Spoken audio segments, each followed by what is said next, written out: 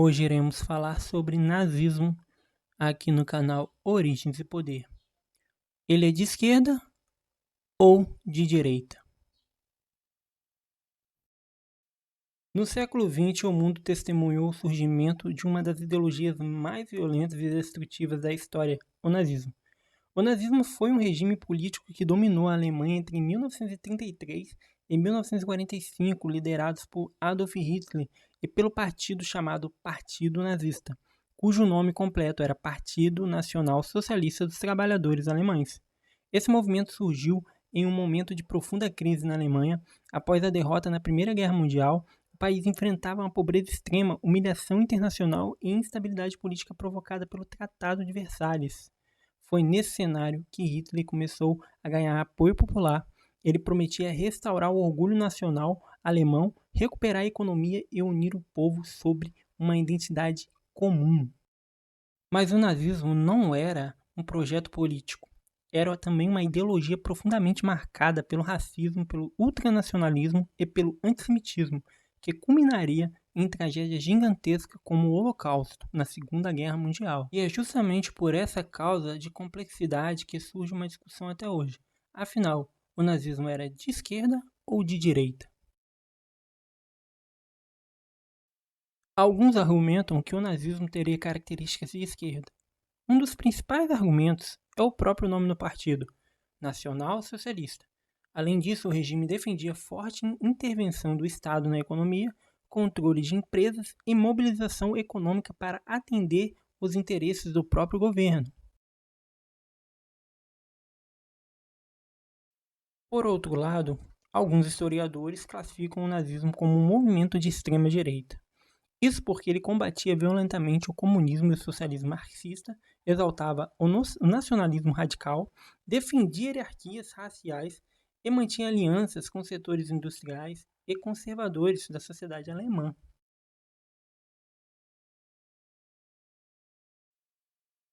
Na prática, o nazismo combinava elementos de diferentes correntes políticas, mas todos subordinados a um único objetivo: o poder absoluto do Estado e do líder. O regime criado por Adolf Hitler funcionava como uma autocracia totalitária, onde o governo controlava praticamente todos os aspectos da vida social, política e cultural.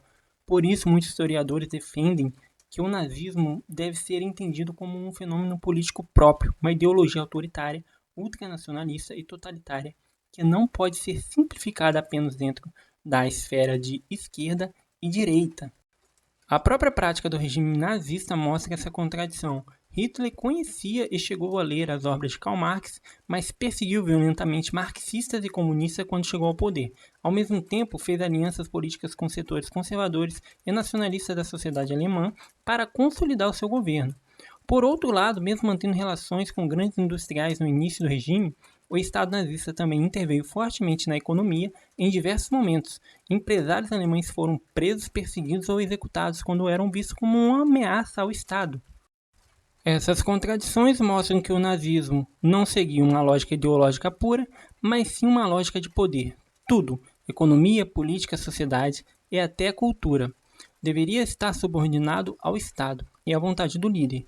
Entender isso é importante, não apenas para estudar a história, mas para conhecer como regimes autoritários podem surgir em momentos de crise, porque quando o poder se concentra demais nas mãos de um líder ou de um Estado absoluto, o resultado quase sempre é o mesmo: repressão, violência e perda de liberdade. E foi exatamente isso que o mundo viu acontecer na Alemanha nazista.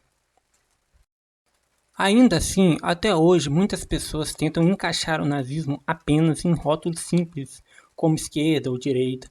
Isso acontece porque no debate político moderno é muito comum que as pessoas procurem narrativas fáceis, que confirmem aquilo que elas já acreditam.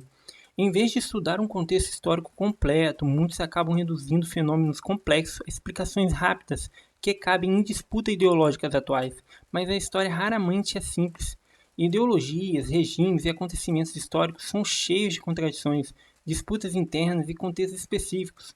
Por isso, compreender o passado exige algo que hoje muitas vezes falta: pesquisa, leitura e disposição para ir além das narrativas prontas.